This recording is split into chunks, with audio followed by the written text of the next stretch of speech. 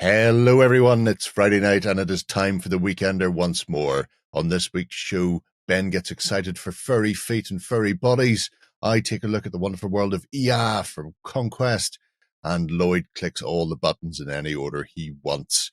On top of that, we also have a prize.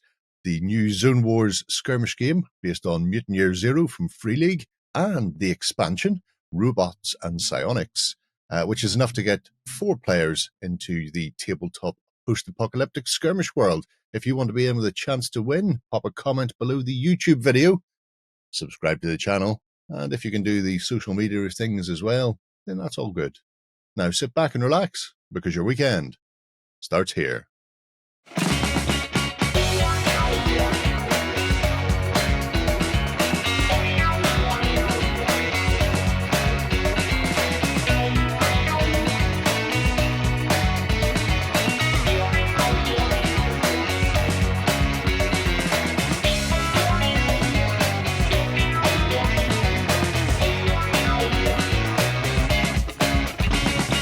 Hello everybody and welcome to the Weekender. I'm joined this week by Ben and Brother Lloyd. Hola. Hello. And we're going to be taking you on a whimsical journey throughout the wonderful world of tabletop gaming. Mostly miniatures. Mostly miniatures.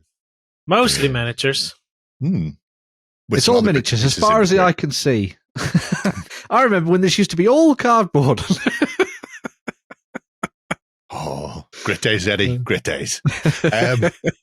Before we kick into the show, though, obviously it's an important weekend in the grand scheme of things. We had last weekend was the anniversary of D-Day. And now you'll see a lot more anniversary commemorations popping up since it is the 80th, and probably we have more or less the last of that generation with us. Since D-Day is over, there's actually troops on the ground now for all these dates to marry up to battles and things. Yes, very true. So this it's not so Wednesday much just it's not just so much standing at the coast saying I fart in your general direction anymore. There's actual action going on. Oh, there's always actual I know there was always like Africa and whatnot, but now we're in Italy, stuck in the middle of bloody France. Now we're in Normandy, battling through hedges. So many hedges. Is your guy on YouTube still doing it? The guy who follows, maybe he's doing World War One now, is he? Is he on World War One? He started with World War One for the centenary of that. Indy Nidell. Yes. Yeah. They moved on to World War Two a little while ago. So it's always good. So he's like blowing everything. All his beans have been blown this last few days because D-Day's happened. He's like, oh my God, D-Day! You know, it's nice for the world to catch up. His last video, you know, there were veterans who missed D-Day because they were in the middle of fighting in Italy and had been for some time, and it was a complete fest. Wow. A word I cannot use. But they often get, it's like, well, you weren't at D-Day. What were you doing? No, I was too busy at Monte Cassino getting absolutely rained by I was fighting through Italian towns. Yeah. I wasn't on a pleasure trip in a boat. I was in the desert. Good times. Anyway. Day cruises. Yeah. So we did commemorate the event with a little vlog series where myself and John put together a British force for not the assault, because they'd already assaulted Villers-Bocage, but the defense for the German counter, which we live streamed that this week. People want to see dodgy camera cuts without an editor getting involved, then you can. I can even show you that. It's now available on the YouTubes in glorious Technicolor. Sometimes look at here. You see us. If you click that. Oh, there they are. They popped straight up. Yes. Can't get away from us. So yeah, we set out essentially a mini squished version of the 2 main streets in Villers-Bocage that the Germans attacked along. And then we threw caution to the wind, I think is the phrase. There was a lot of cotton wool used this day. That is the smoke of shame, the smoke of disappointment. When a vehicle gets knocked out, it gets the smoke of disappointment. It was especially disappointing for me on my Tigres, because all of a sudden the narrow little cobble streets got very choked very quickly. with dead things. But yeah. Gee whiz, did anybody tell you don't have to wear black? I'll stop wearing black when they invented darker color. Thank you very much. Until that very, time. very, very, very, very, very, very dark blue. That's the one. So, yeah. But yeah, so did a little live stream. You can see how that got on using Flames of War for the defense. But it's a different proposition from 100 points aside, turn up and slug it out across a green field. I'll give you that. Mm-hmm. So yes, and we're looking at doing some others as well. People really enjoyed the maneuvering aspect of it, the showing off like how it all worked between infantry and tanks and stuff like that. So it was a really nice showcase for almost, as you say, like a historical retelling, a realistic look at World War II rather than just being kind of like a points-based match off, effectively. So yeah. Oh god, yeah, because it's nobody wants to see my wiggling bottoms. Am I? Oh, have you found a dodgy camera cut? Oh no, you haven't. Okay. I was waiting to see like my hand in front of the camera, or better yet, at one point my face in front of the camera. Don't think anybody expected that.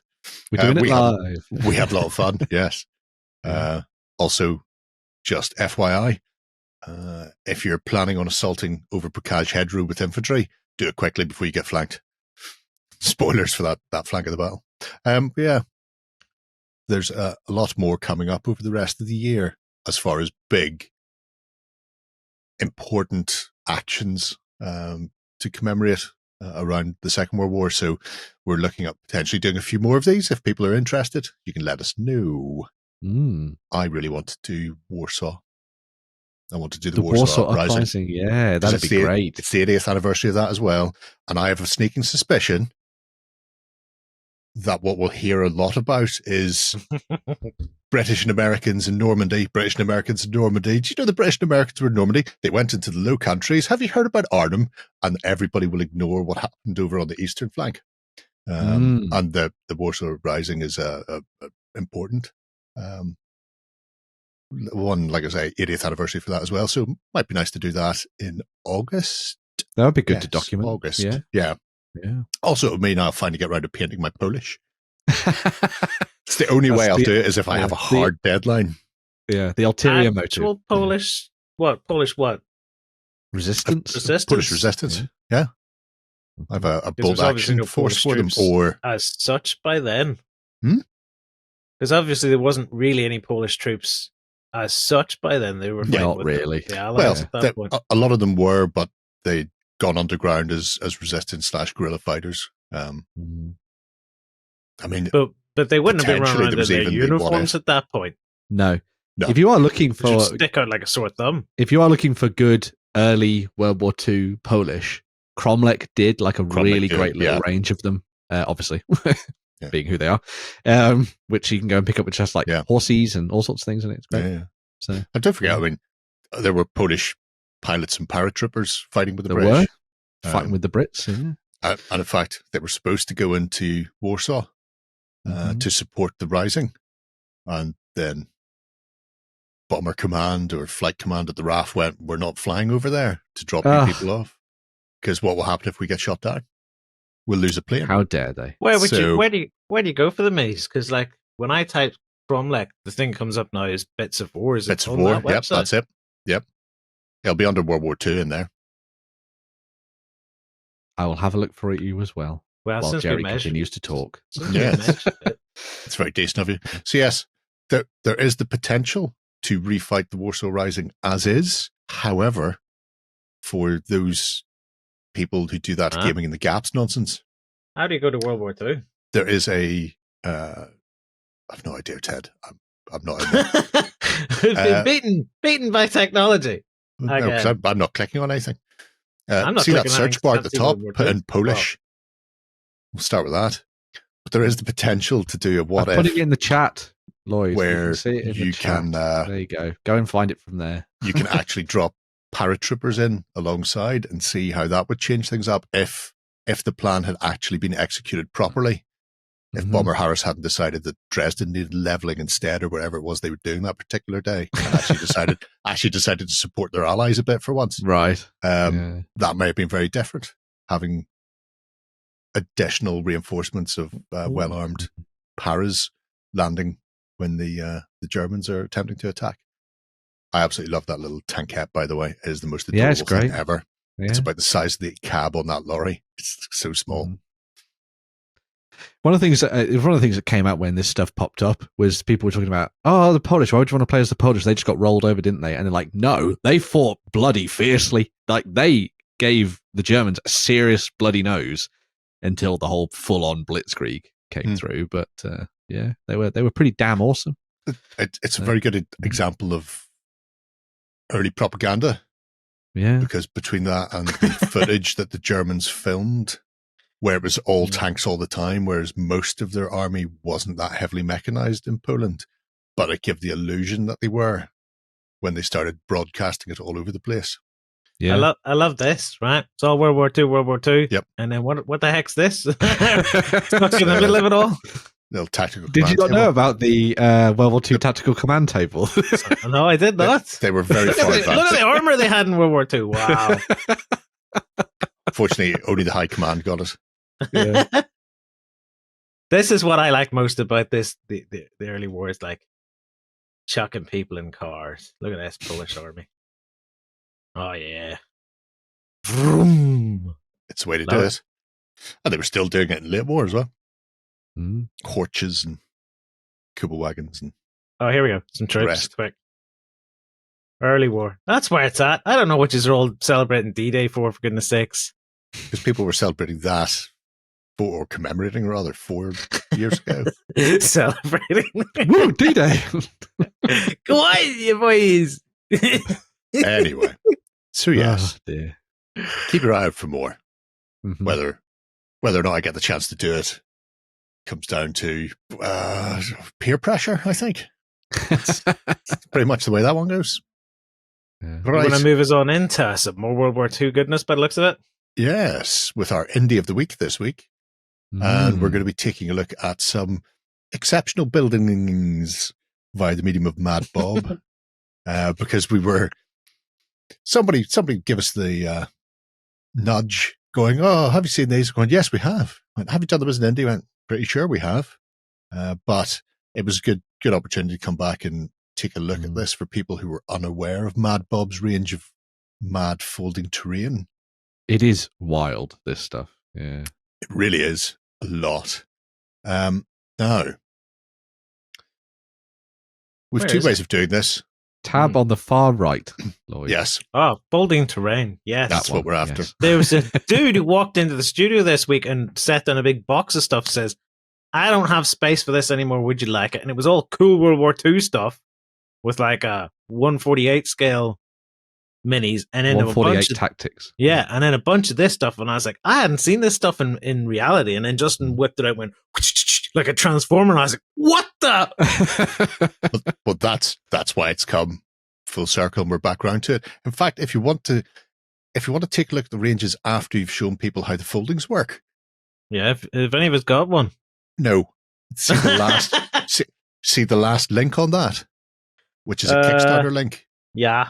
Open that, and there's a couple of magnificent demonstrations. I want you to scroll down one bit and hit that play button, and you can go straight to 2 minutes and expand us. Too far, much too far. See, told you. There you go. So, as you can see, all the buildings come colored with a basic interior and all working doors. However, they're also collapsible. So, when you do it, you fold the interiors, you snuggle them down, idea. And you can even take the gable ends, the eaves off, or you can leave them attached so you can give yourself more space for the storage of said buildings, which is really cute. The other building, he does exactly the same way, but he keeps the 2 floors on. He just, removes the roof, flattens it, and then you just make sure that you fold both at once. So it's exactly the same construction. You can drop them into single layers, or you can just do it as one double layered thing. So ideal buildings. If you go forward to that 3-minute mark to see the big one now, I know, I hate that. There we go. So the big factory, absolutely gorgeous bit of kit.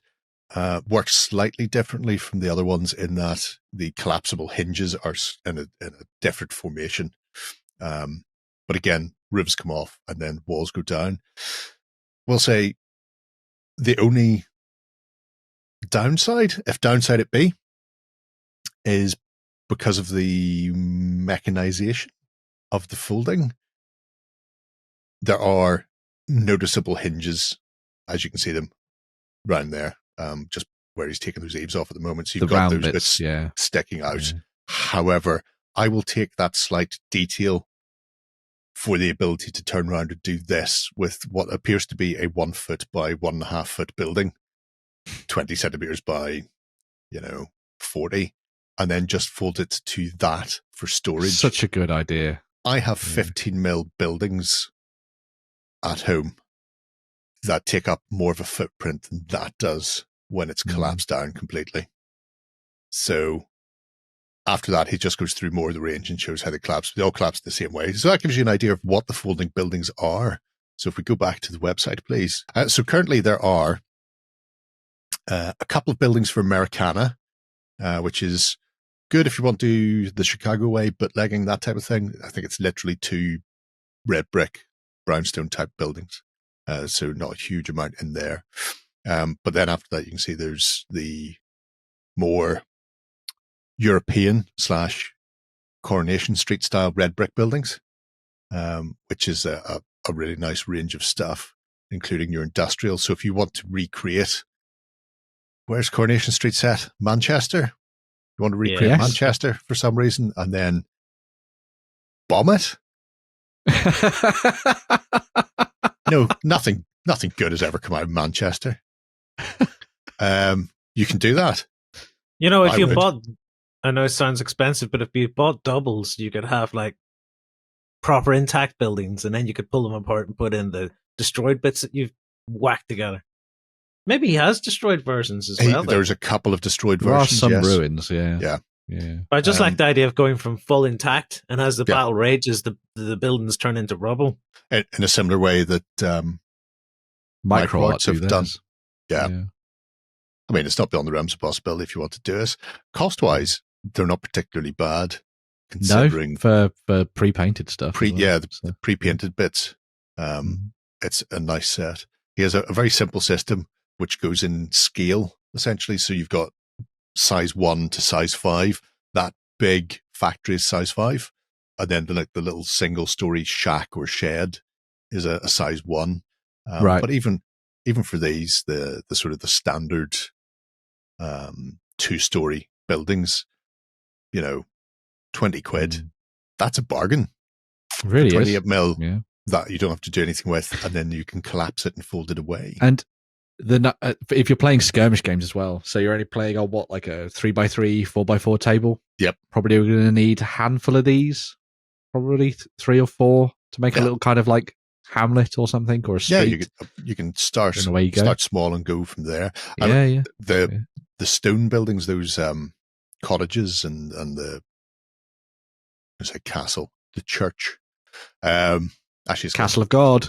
Yeah, Castle of God.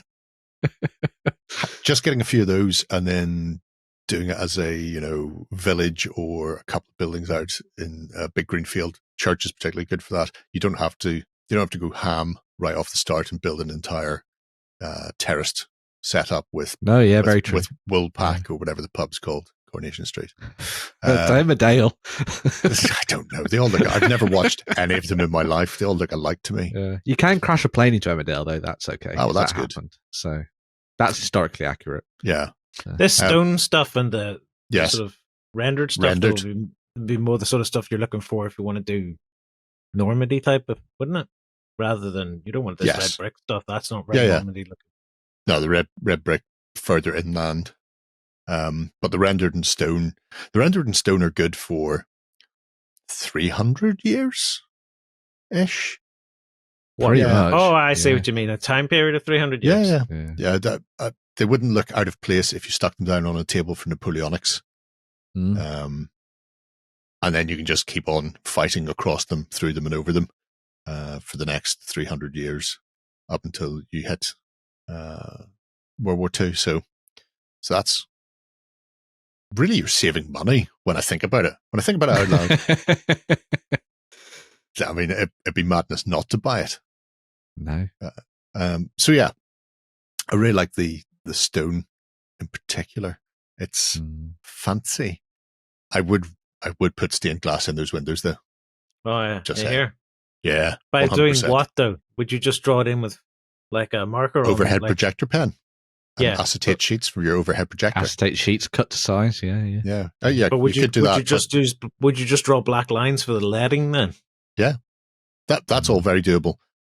But there's a couple of places where you can just buy sheets of stained glass window that's already done on acetate where they've printed designs and stuff. And just cut them to. That's probably what I would do because I'm very lazy. when push comes to shove, I'm a lazy man. There is some sci-fi and fantasy-esque. Well, there's the Tudor buildings, which are a little bit fantasy-esque, which I thought was been really nice for Guards of Traitors Toll. Yes, good idea. Just to put together that, and again, it has that old world Wamster feel as well as being good for the which range do you want to look at this fantasy stuff? style. Well, I was talking the fantasy. So if you have a look at, because that's ruins. I'm just going to look at the. It seems to you seem to see more if you just look at the general. Sure. Oh wait, that's the ones. Whatever makes you happy, Lloyd. We're very easygoing. Look at that. So little fantasy ruin is quite cute. But again, these are all collapsible. You can see the little hingings on them. This, I think, is the most interesting part of the whole kit and caboodle. The fact that you can put together a table's worth of terrain that you could then fold down and store in a really useful box. Just pack it away, yeah. Whereas I have a table's worth of terrain in several really useful boxes at the moment, and it's not been built yet by Lloyd. So where's my room? But that flexibility, because storage for terrain is always the worst. It is the bugbear of a lot of people. Yeah, so many boxes of stuff, and just the ingenuity and genius of making them repeatably collapsible. So once you built them, you don't have to mess around ever again. I'm shocked nobody else had thought of this before. There's streets to go with this, but it turned out that Mad Bob is very clever. Not as mad as we all thought. Yeah. Well, it's interesting because this is the kind of stuff, because they originally, when it came out, I think they sold a lot of their stuff through Foreground when they were still around. And then obviously Mad Bob's done his own thing and it's all available on his own web store and stuff. But this seems like the kind of stuff that I would have thought Blacksite would have been doing like 2-3 years ago. Oh, Blacksite. Oh, no, actually, Blacksite. Yeah, Blacksite's years. But no, it's great that Mad Bob's still doing it, and hopefully he comes back with more projects and adds more terrain to the collection. Yeah. I mean, even for 40k players, the sci-fi terrain, the runes are spot on. I mean, look at that. That's really cute. That's lovely jubbly. It really is. I've got that, Matt. And he does other stuff buildings too. He does tanks and other vehicles for World War II. Bits and pieces, yes. But that's obviously not as important as the... that's not. As the insanely amazing folding terrain. The collapsing terrain. That's what we were here for. We're going to tease people with this then. Well, if they want to see that, they can go back and have a look at when we looked at that in detail in a previous Indie of the Week. It's a good idea. You'll find it via the medium of Google, folks. But yeah, just thought we'd lay that one out. We should just briefly... A well-crafted table. That's key. We should just briefly, though, have a look at the sci-fi stuff. Yes. In big L ruins for all 40k players. So, yeah. Well, it's not as good as two unpainted blocks of polystyrene shot together. But not all of us can get those tournament quality. Yeah. Look at this. There's not even. I mean, there's holes in that and everything. I really like that. Good old LOS blocking terrain. So. But the most amusing thing for me is it's based on the old Necromunda plastic sprue. It is, yeah. Crosshatch one, so it's leans very much into the old school aesthetic, while at the same time being blocky as bejesus and robust, I think is a phrase as well. So yeah, I'm going to have to. What have they got here? Is this skulls? Of course, it's skulls. Why would it not be skulls? It's for the grimdark future, Lloyd. I'm surprised you even had to ask. What you could do then is buy a bag of skulls, cut the back of the head off, and glue And each stick one them. painstakingly Yeah. on until you've got a 3D representation. Because as long as it doesn't extend out too far, I think it'll still all fold down. It'll be fine. Yeah. Please the Emperor. Away you go. Yes, always please the Emperor. So there you go, folks. If you're looking to fill up your tabletop without filling up your room, check out the folding terrain from Mad Bob. Always a winner. Right, let's take a look at some news, shall we? Coming to you from the center of Northwestern Europe. Covering board games, war games, card games, and all that you love. It's the news. All right, we're back for some news, and we're kicking things off with Parabellum and the world of IA, which is the correct way you pronounce that, with a whole host of new Conquest First Blood Warbands. Yeah. So this is an interesting one. They have announced that there are some tweaks coming to First Blood, and particularly army selection and what you can put on the tabletop. So it's the skirmish game version of the Last Argument of Kings. Same figures, same factions within the world, but played out writ small instead of writ large across your tabletop. So you're not having to deal with rank and file. You are, in fact, playing around with a host of different models, which means you can either start small with First Blood and work up, or go Last Argument of Kings and then pluck things from your collection. These little boxes have been put together to help get you inserted into the world of EA and the new First Blood rules system.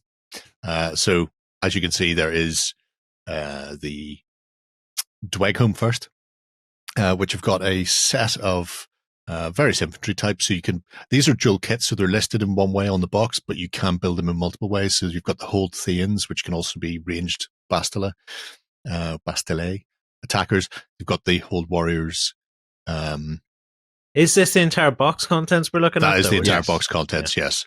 The Wardens, which also double dip, so if you want to have some more heavily armored with shields in there rather than just going ham with a pair of axes, you can. One of the big Steelforged.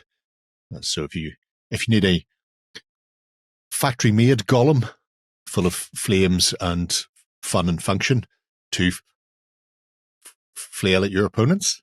If I follow this link through, can we find this on their site for bigger picks? Nope. Nope. Okay. Answers that. That's as big as they are. Yes. So don't jump around. Led by a tempered steel shaper for the Dweghome, but there is also a flamecaster in there. And that's the interesting thing. All of these boxes contain 2 characters. Currently in First Blood, you can only run 1. So one of the tweaks they must be doing is to possibly allow an additional, or changing up how army selection works a little bit to allow access to more things. So yes, so that's the Dweghome. After that, we have everybody's favorite, yours and mine, the Spires. And by that, I mean I've painted a Spires army, so that's why they're my favorite. I actually have some. The thing that's quite nice about these boxes, and you can see it here, is that they've clearly gone back to the range and picked up some of the new stuff and sort of slotted it in, which I think is a really good idea. It was something that came up in the comments. Like, it was nice to see that it's not just the same First Blood warbands as they initially released, but with like a new booklet or something in there. They've clearly gone back and gone, here's some new fancy fun things, let's throw them in.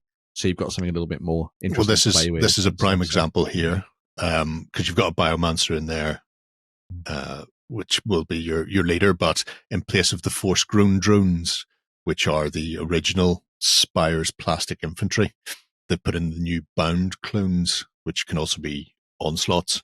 And then the Vanguard infiltrators in there as well, which can also be dual kitted into pistol wielding shooters. So you've got a bit of ranged in there also. One of the big Incarnate Sentinels, which had been a resin model, and they changed it into plastic. So nice. All of those have been pulled in alongside the massive carbolic drones, I think they are, something like that at the back. The ones that spew horrible stuff at you. They spew horrible stuff, and if you stab them, then they leak over you instead, so you still get burnt. Don't go near them. Stay away from them. The ones that look a bit like a Bolchinian. Yes. Yes, like the Bolchinians, yeah. They are exactly for that reason. So yeah. That made that movie for me, Bolchinian. Brilliant. It's a way to go, certainly. After the Spires, we have the Wadrun. So, city-states. Sorry. City-states first. Yeah. The city-states, again, double character in the box. You've got an Asterarch and the Polmarch. Or Polmark. That probably is. However you say it. Yeah. And again, backed up by the Agama, a Minotaur, and the Selonii. Don't you mean Minotaur? Centaurs. No, don't think I do. Because I've never said it that way, and I'm not starting that. Minotaur!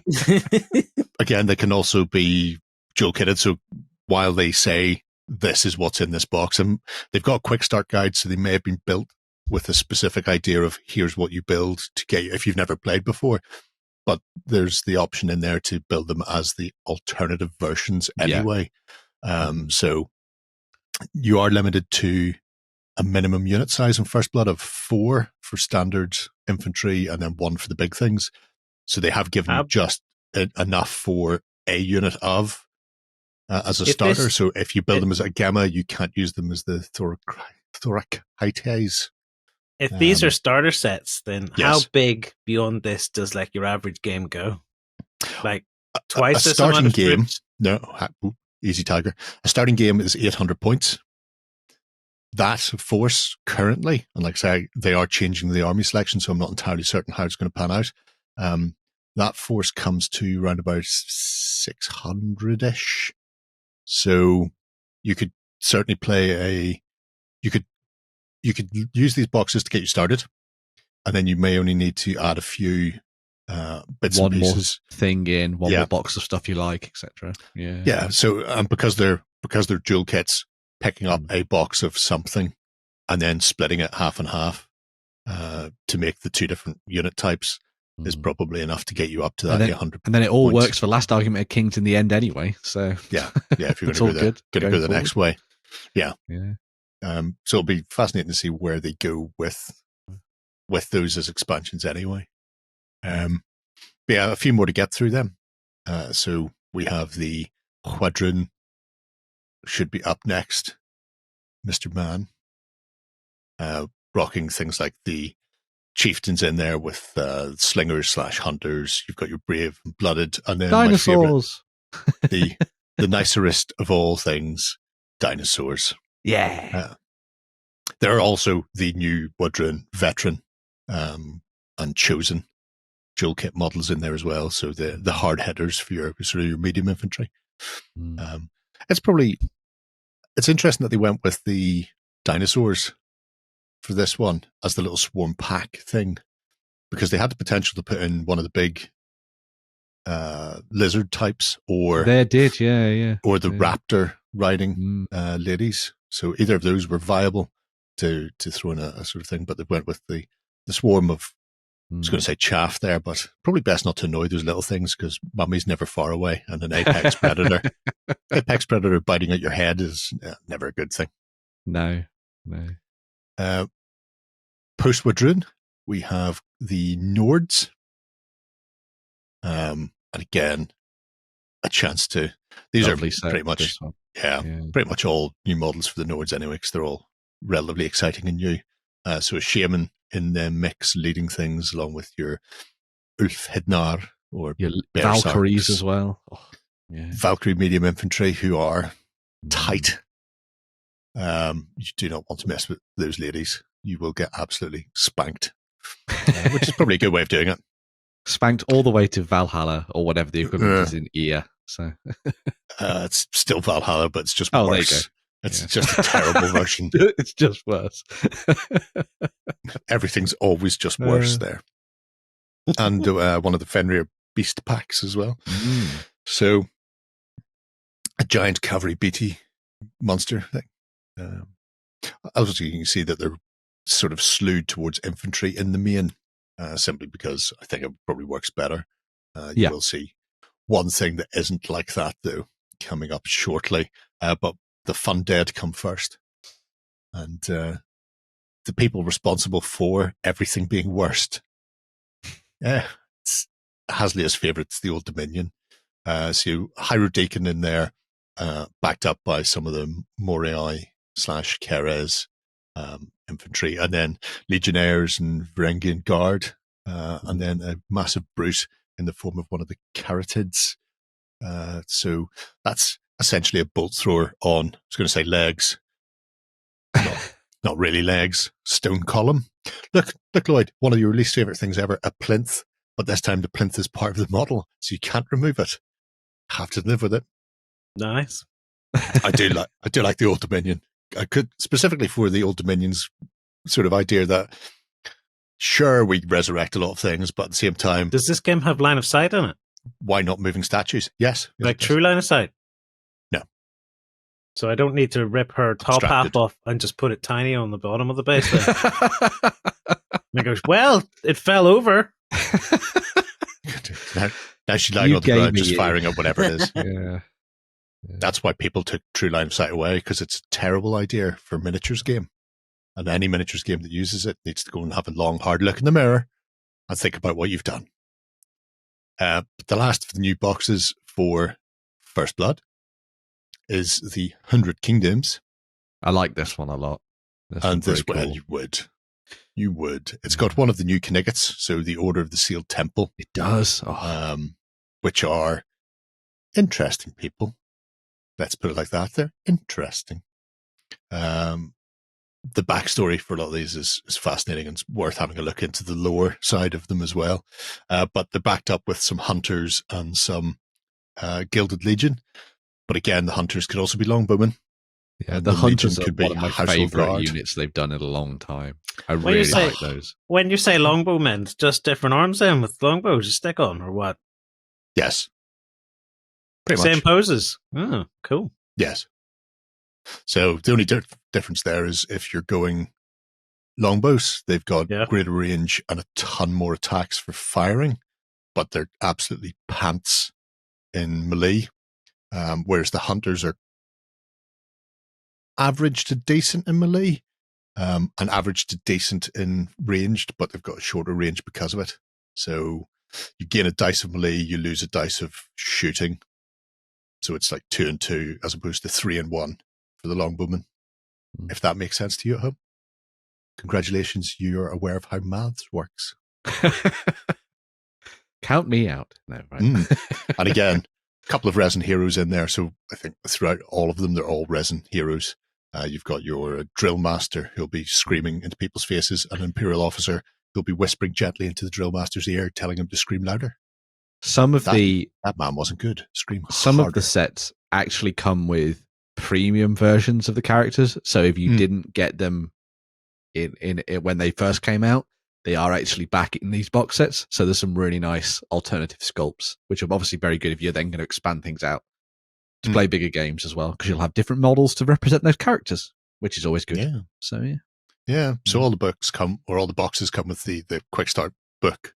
But the rules themselves are available along with the army All lists online. on the website in perpetuity, because it's a living rule book. And then it means they can do things like adjust points values and the like without having to worry about invalidating your books at home. So if that's something you like, then this game has that, which is always good. Not alone, though. I take it the other faction, the Persian looking one, is it in? Is it in First It's Blood the yet? very next link, Oh, here we which go. I'm about to move Sorcerer on to. Kings, yeah. The Sorcerer Kings. Scroll all the way to the bottom of this news piece. Oh, no, don't. Oh, okay. Because if you scroll all the way Yeah, to the bottom, then we're going to have to scroll all the way to the top to do this okay. anyway. I'll let you do. That's very decent of you. So yeah, Sorcerer Kings are the only faction that aren't listed in that little article, because as you can see, there's an absolute mass amount of stuff has just come for the Sorcerer Kings, starting with the Rakshasa, who is an absolute beast in every sense of the word. And again, another jewel kit, because he also makes the Bakashura. So if you've ever want to set a lion on fire, or sorry, a tiger on fire and set it off at your opponent, then you can do that. The only thing I realized about the Rakshasa is it doesn't have the D&D backwards thumbs. Yeah. Oh, so the whole hands are backwards. Oh yes, yeah. But otherwise, good. Yeah. I mean, that's something you could probably do if you want to. Just cut the hands off and glue them on the other side. Get some saws ready. Yeah. Yeah, you can do that. It's always good. Absolutely beautiful model. Backed up by some gin. Not one of the Victorian London gins, but the D-gins. So some monstrous infantry to go with the... Hold on. I'm just looking at this guy, the other option. Yeah. The Bakasur. I see that. Nice. I think I prefer the Rakshasa version. But you think? Yeah. It's one of those things. It depends what you're looking to do. They're both heavy monsters and they're both roughly the same ballpark. But your Bakasura compared to the Rakshasa is a little bit different. So the Bakasura's got Aura of Death on him. So anybody who comes near is going to get slapped up like a terrible, like the living embodiment of death that he is, coming forward and causing people to take automatic wounds when he's there. Whereas the standard Rakshasa Ravenar is a little bit different. Let me see. I do prefer the attacks compared to the 15 on the Bakasura. I do prefer the 4 swords of the Bakasura. I think that's kind of cool. But yeah, either way, all looking very nice. So, I mean, they're both equally brutal. It's one of those more attacks, less cleave things. It's do you need something to do a job of punching through armor? In which case, Rakshasa, Ravenar, or do you need somebody just to go into a flank and take out chaff and the like? Either's equally viable, I suppose, with that one. Yeah. Gins then. Can we, sir? Please, sir. Pretty pleased with sugar on top. And I really like these because the whole idea of the Sorcerer Kings is they are similar to the city-states in that when things got very bad, the brightest and best of the magic users, the Sorcerer Kings themselves, sodded off and created a new continent. The whole army is themed very heavily around elementals, and either full-on elemental monsters like the Jinn, or combining elements with the actual infantry types to imbue them with a certain amount of elemental power. Currently leaning very heavy into flame and wind, which makes sense, for that sort of theme. And the Steelheart Jinn are sort of born of air. So you're either born of fire, born of air, and you can tailor your lists to one or both, depending on how you're feeling. Obviously, going full into one of the elements in particular means you're going to get lots of benefits from spell buffs and auras affecting all of your army, whereas you're not having to worry about, that sorcerer has to be over there because they're air, and those guys over there are fire, so I'm not going to get the extra healies or whatever it happens to be. This one here creeps me right out. Very happy in her work. Why would she creep you out? Oh, too smiley and angry at the same time. Like I say, she's too familiar in her world. After the Jinn, they've got the alternative troop type, which is the Windborns. That's a ranged version of Same, which is good. Lovely models again. Absolutely stunning. Yeah. It's one of these things. I find ranged in Last Argument of Kings is not super game winning. You're not going to, if you put down an army to shoot your opponent off, you're going to run into trouble. So it's good for chip damage or to deal with light infantry and things like that.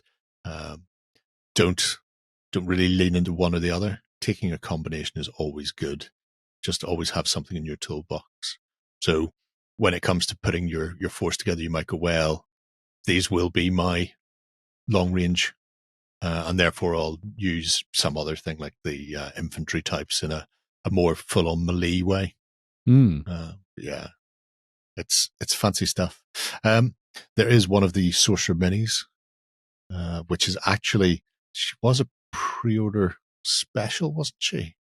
She was, Sorcerer. yes. Yeah. So don't know how long she will stay around in that form, or if that's just going to be the current going forward. But one of the They nice often resins, come back and return in smaller sets, so you never know. they'll be back and in smaller numbers to fool the enemy.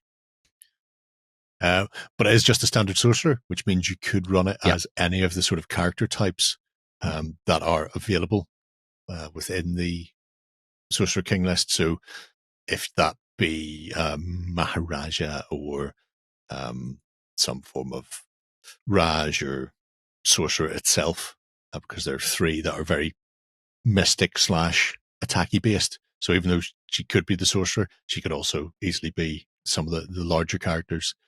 She's not going to be a Sardar, though, which is melee wielding. She could be the Blue Raja and attack you with forks. Could be the Blue Raja. What happens if you pull up a spoon now?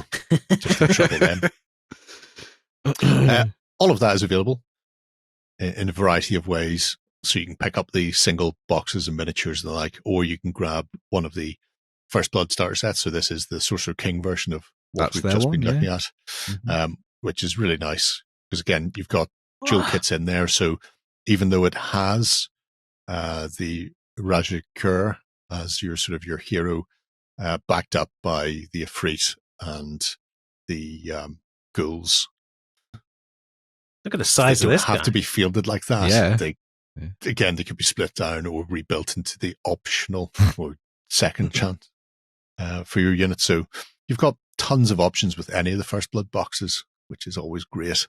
And if you want to just go full on into the Last Argument of Kings right off the bat, then they have the big new 5th anniversary army box. So you too can win friends and influence people. Oh yeah. That's it. I think it's still available, so yeah. Is at the time of recording. And if it's not, check local game stores because they may have already bought it in. We might have some in our store. So that's true. I would say this is the coolest looking faction. Not because it's the newest. I actually think this possibly is the coolest in the terms of how it looks. Yeah, the really heavily decorated armor for the infantry is fascinating. The troops, yeah. Because it does have that very Indian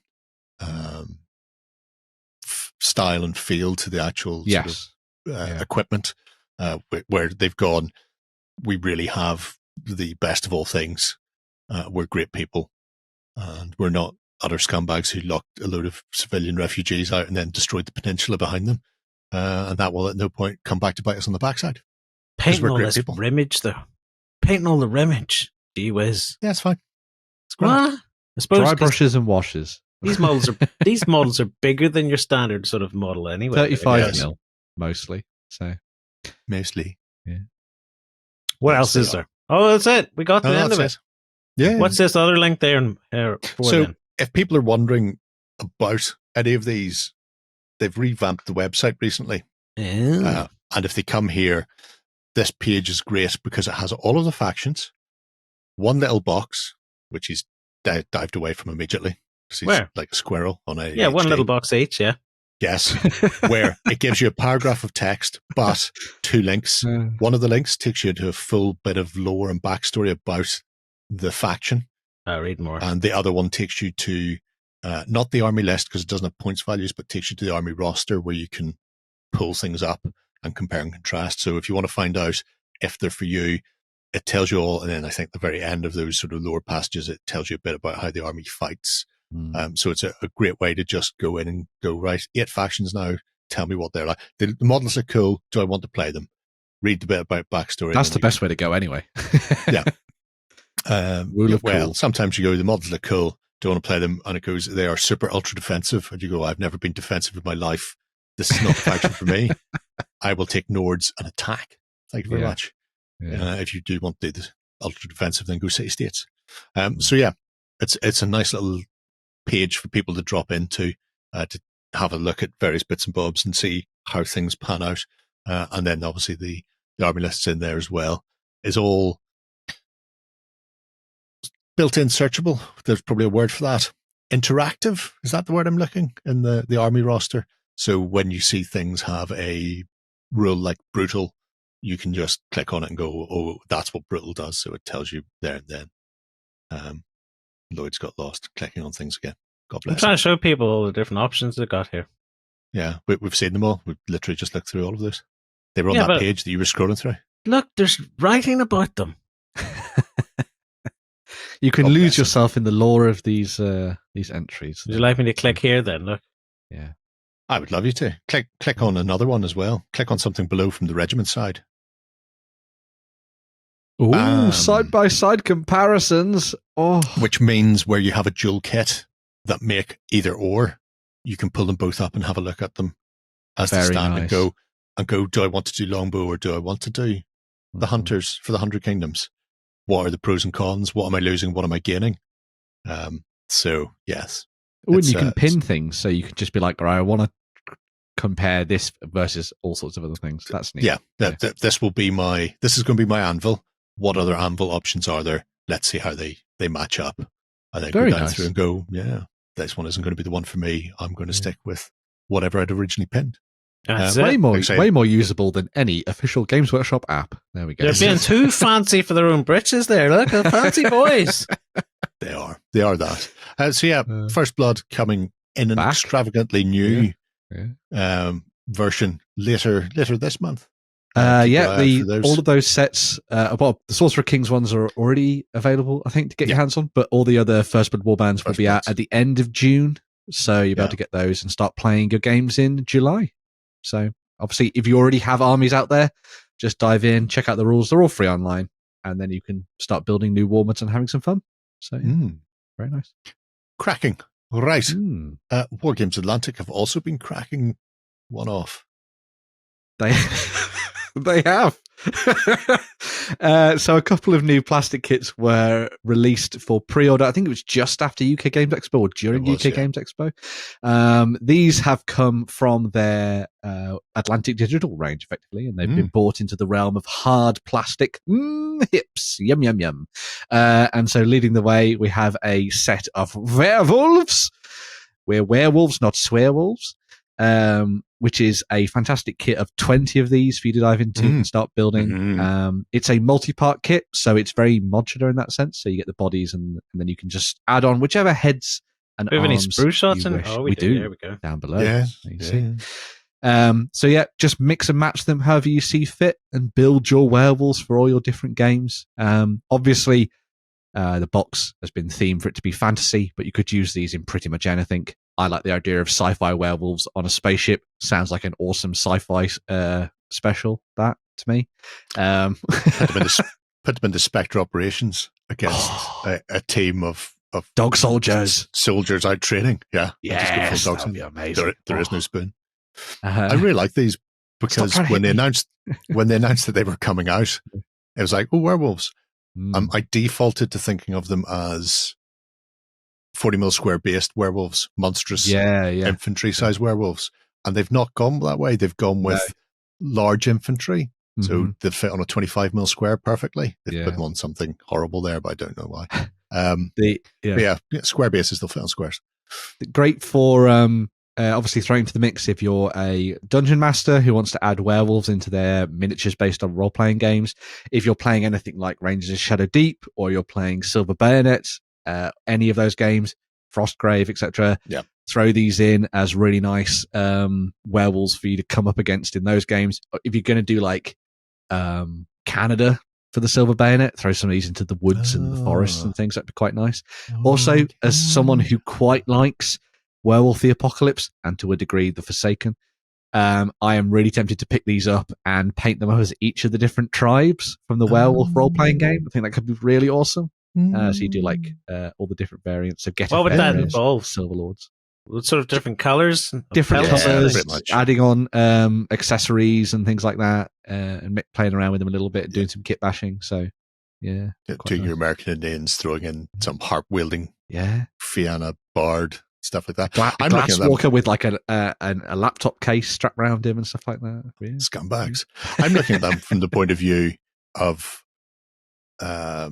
well, 25 mil heavy infantry. So something like Kings of War where you've got Oh, yeah. flexibility. So instead of having my, not forest shamblers, they're tree men essentially, but the Hunters of the Wild, which most people are running as dryads, but having them as units of werewolves instead. That would be neat. Werewolves. That will be.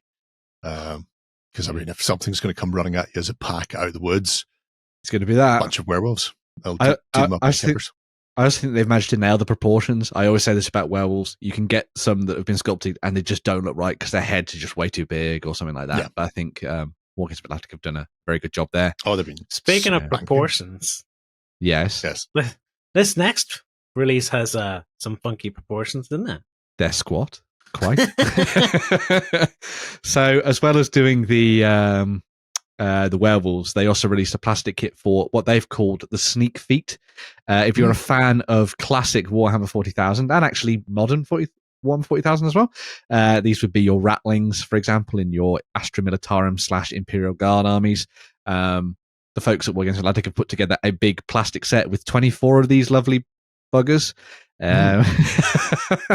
They can be armed with sniper rifles or SMGs. I've seen a lot of people saying, I only need 5. Why do I want an army? Why do I want a set of 24? And I was like, well, you buy them and then you arm them with different weapons and you make them into your entire squads. Why would you not have armies of little tiny Sneakfeets on the tabletop, little tiny Ratlings? And they've got SMGs in the kit as well anyway, so have some fun on that front. But another great modular set from them obviously comes with the bodies and legs together. You add on whichever heads you like, including the ones with the lovely pipe. And then if you are so inclined, you could always add the frying pan into the mix as well. So you can cook yourself a delicious breakfast before you get attacked. It's the hairy feet. Freaks me out. Not a Hobbit fan then, Lloyd, no. No. I mean, for the people who are just after 5, both of these sets came out on digital first, which means they're just going to get them from there. Yeah. They may be available as STLs or from some company what will print Etsy them for might you do them if you for don't you. need them. Yeah, some seller. Yeah. But that's a lot of hassle. Just find a mate and say, here, do you want 5 bucks? Who's got time to make a friend? But the Deathfields, because I've heard that Deathfields has always been this nebulous plan to have a sci-fi skirmish game in the future where people are plucked through time to fight over and over again in arenas of death for people's amusement. And the fact that these aren't just Deathfields, but free agents just leads me to believe that this is coming closer to culmination. Becoming a game, yeah. Just buy the whole box and fleabay them off, the ones you don't want, and put a picture of like the whole squad. And some dimbo out there will buy like a whole thing thinking they're getting a whole box and they're just getting 5. Some dimbo like me. He looks at the pictures, not at the description. See, I've got 5 as well. I literally got 5. One lipstick. Unfortunate, I feel. Very unfortunate. Those sets available to go and pick up from Wargames Atlantic right now. Add them into the mix. And don't forget, they have their Vox Populi thing. So if you want to go over and help vote for what new kits get turned into plastic kits and stuff like that, make sure to get involved on that front and see your dreams become reality. So, yeah, I think it'll be interesting to see what people come up with for them. I also want to see people just absolutely rocking just full armies of Yes. Just one-page rules it and just go, this is my guard. Or get all of the big artillery pieces and things that you can get from the likes of Wargames Atlantic, so all the guns that they've done for the Grognards. Just throw away the Grognards and put Sneakfeet on everything. Away you That's go. The way to do it. Yeah. Right. Moving away from fantasy and science fiction and back into historical, Victrix have announced something for Lloyd. Ah, yeah! Potentially. So, where you been hiding this? Gee whiz. Just on the front page of the website. That's how we know you're not going to see it. Pre-orders have gone up for the new Medieval Knights set, where you can get 18 Keen Niggets for between the 12th and 13th century, depending on how 18? You want to we only need 3. 3 for Crusade is the minimum, but I imagine you want some form of meat shield there that you can deal with. So as you can see, the knights here with their lovely horse-curtained steeds been painted up in a very Templar-esque way. But there are options available on the sprue.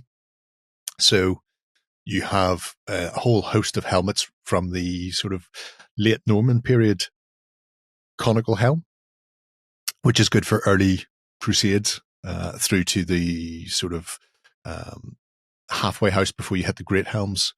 So you've got the sort of the flat top basins and then the full face masks, which means you can do early Crusades through to Baron's War. You can do the Reconquista. These will work for that as well. There are options on the sprues of both lances, I say lances, couched spears, I suppose, really, along with additional sort of hand weapons. So if you want to cut some of those off and drop on flange maces, axes, and the like, it's doable. So you can have both melee, up close and personal, and poke them from far away, styly, with your spears. You mentioned the Baron's Wars. I mean, their plastic sets just come out. Does this blend one of them, but not the in thing any yet. way with them? Because these would be slightly bigger, wouldn't they? With the way Victrix make they their probably stuff? will. I'll know for certain sometime soon. Because bearing in mind the Baron's War plastics are foot, but there are mounted versions coming for the Baron's War. You'll have the option then. Victrix horses tend to be bigger. The people on them may not be. Not so unnaturally bigger, though. I think you can mix them together and get that spread of human sizes. Like me and you stand together, Jerry. It's like night and day. That's very true. You're so tiny against me.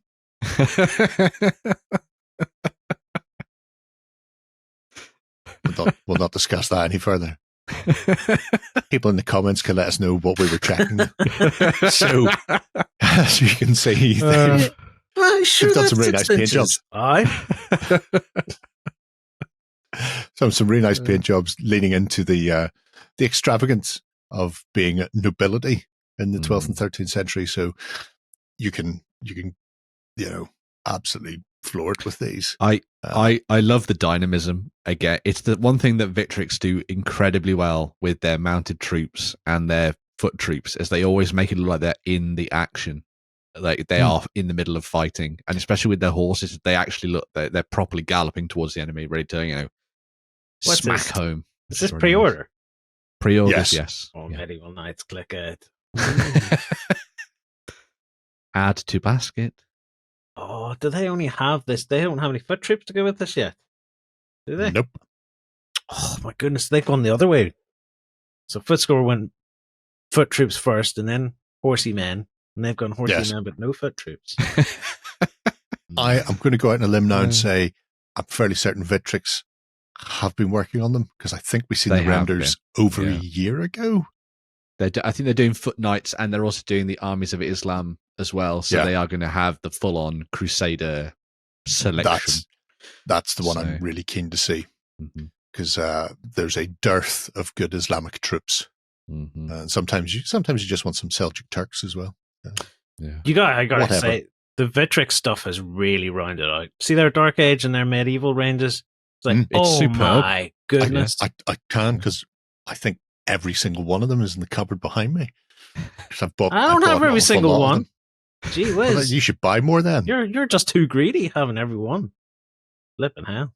I'm waiting. Like the Russ are coming. The Roos are coming. A sprue coming. a day keeps Lloyd away. You don't need Russ. Pagan Russ can Russ off. They're coming. Right. Sooner or later. No, they're not. Nobody's doing. They are. I've seen them. Cannot make us. The cat's out of the bag on that. Oh my God! I hate you so much. Right. Up next, then, we have some news from Steamforged or Warmachine's Privateer Presses news. Did they decide what games they're carving off after I told them what to get rid of last week? Yes. I don't think they have. Tell us what they're up to then, Ben. Cool. So the folks at Steamforged Games have laid out their pre-orders now for everything that is going to be coming out over the next couple of months for Warmachine. So this page is just effectively an illustration of everything. So we can just flick through the pictures, and there's nothing specific to look at, but you could just bring them up and show them off. But what they've done is they have set out all of their pre-orders now for effectively everything that's come out so far from Privateer Press for the new edition of Warmachine. Now, obviously, a lot of people have been calling that Mark IV. That's now just getting dropped. This is just, think of it as a reboot, effectively, of the game and a rebranding of it. So it's now just Warmachine. That's that. All of these pre-orders are going to be then delivering, hopefully, in mid-July. So you've not got too long to wait. If you're somebody who wants to dive in and start playing the game, maybe you've been re-inspired to do that because you've seen the offerings for both Privateer and Steamforged. It's all done in the new, the 3D printed resin that they've been doing previously. There is going to be a little bit of a move towards hard plastic later, but we'll get to that later on. But for now, you'll be able to go in and get yourself the battle group boxes alongside things like the core expansions for all your different forces and get them to the tabletop so you can start playing the game. So, for example, if you're looking at something like Sigmar, for example, this is your starting point at the moment. Gets you that kind of classic Warmachine box set, which comes with a Warcaster and 2 Warjacks. The Warjacks will still come with all the different options that you'd expected from the Privateer Press releases. So you get all the different weapon options and things like that thrown into the mix. The one thing they're not doing now is they will have the magnetization spots, but they're not shipping magnets. But you can buy magnets from anywhere for cheap, so don't worry about that. And then the way that they're then marketing it at the moment is that you then go and buy yourself potentially something like the core expansion, which you see here, which comes with an additional Warjack, maybe some character solos, some units. It all depends on the factions, and this helps to kind of round things out. So you're probably starting off with something around the 30-point mark with those battle group sets, moving up to 50, 75 when you start to add in things like the core expansions. And then they also do auxiliary expansions as well. Not pictured here, but they are all over on the Steamforged Games website. So it's them basically coming back, reinventing things and bringing it back to the tabletop. One thing they have done is they've also reduced the price of specifically these battle group boxes. So if you are getting to the game, these are now dropped by like $10, 10 quid, equivalent effectively. So if you dive in, you get these for just over 50 quid, I think now, which is not too bad for some big chunky 35mm resin pieces to start adding into your games. Gerry, sorry. Yeah, I was just going to say, I like how they've split the boxes up simply because if you were planning on starting the game under Privateer and you wanted to do Kid or whatever, it was several £100 worth of you're buying it all in one go. Yeah. Which I think was off-putting for a lot of people because it's a big investment if you've never played and don't know if it's going to have legs within your group. So being able to just go, let's pick up a smaller battle group, play some smaller games, see what we think, and then expand from there, I think is a much more realistic way of encouraging people to try it. I think so. There's the Chimera unit. Yeah. I love this stuff. When they changed to the new process of making minis, did any scale creep kick in? Are these bigger than the old metals you used to get? It's still all 35mm. I think they've bulked stuff out a little bit more. Yeah, I think they've bulked stuff out. So a lot of the infantry is a bit more heroically proportioned than it used to be. I mean, it already was, but I think a lot of people kind of viewed Warmachine back then as kind of like 28, kind of 32, whereas now they've just fully gone for everything's a bit bigger. So when you dive in, you get that slightly nice redesign to everything. I should point as well, they have reworked some of the bigger box sets content as well. So to try and make it make sense for people coming into it as a game, they have maybe removed a character or mixed up where a unit pops up. So if you are getting one of the big core battalions, it isn't quite the same as the ones you would have got previously. So maybe you're looking at some of the stuff from Privateer and you're like, oh, there's a character missing from that. Well, that's because they've removed it. So it's a little kind of like a balancing exercise, which I think is quite good. So they are thinking about it from a quite holistic viewpoint, which I think is very nice. I also, the Trollbloods, so good. Oh, why would you not want to beat someone to death with a hammerhead shark and a squid flail? Oh, amazing. for me, Trollbloods and Kador is where it's at. Yeah. You have to fight for Kador with John, though. That's the only thing. But yes, and as well as all of this stuff, we actually, in the kind of roadmap, we kind of saw where they're trying to go in the future as well. So Lloyd showed that off a little bit earlier. But what they're aiming to do is that currently the battle groups are kind of your starting point. They want to try and make a much more definitive starting point for the future. So the next faction that's coming out is Crix, as you can see there, which is between August and September. And that's going to come with a new command starter set, which comes with a Warcaster, Warjack, a solo, and a unit. So it's a little bit more fleshed out. means you can dive in, play more of those 50-point games rather than just being the character in the 2 Warjacks, which I think is a nice little addition to the range. That will then be joined by the core expansions and things like that. We haven't seen too many pictures of this Crick stuff, but it is coming. Then, after all of that, they're going to be doing their first hard plastic release, which is coming out in October/November. And that is for the new Sigmar versus Khador 2-player starter set. So if you click the second link, Lloyd, you'll see that in the running order. You'll see some of the images from that. So this will be the first hard plastic stuff. Comes with your baseline. This is how to start playing in Warmachine. Comes with brand new Warcaster models, new plastic Warjacks, which is absolutely fantastic. And we'll get you started playing the game a little bit easier. And hopefully then we'll see a development of the range transitioning over from the 3D printed resin.